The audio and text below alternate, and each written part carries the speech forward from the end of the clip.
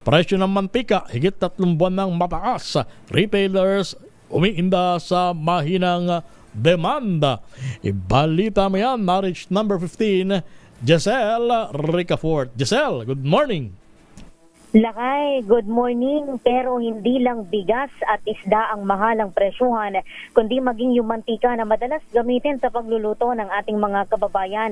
Sa panayam natin sa dealer ng mantika sa Pasay City Public Market na si Christy Navarro, Oktubre pa lamang ay umaariba na ang presyo ng palm at coconut oil at linggo-linggo, 20 hanggang 40 ang itinataas.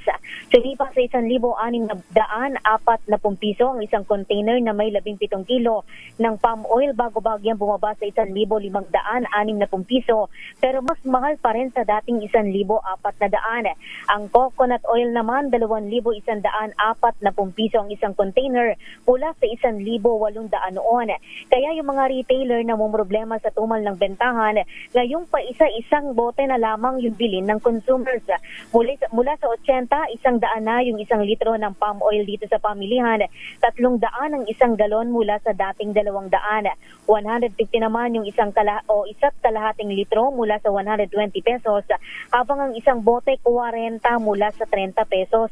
Pero ang coconut oil 45 pesos ang isang bote, 130 ang 1 litro, 190 naman yung isa't kalahating litro.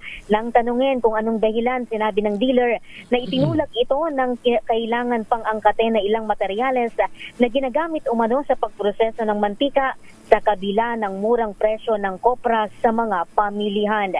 Ito si Giselle Ricafort para sa DZRH, una sa Pilipinas, una sa Pilipino. Maraming salamat, Giselle Ricafort.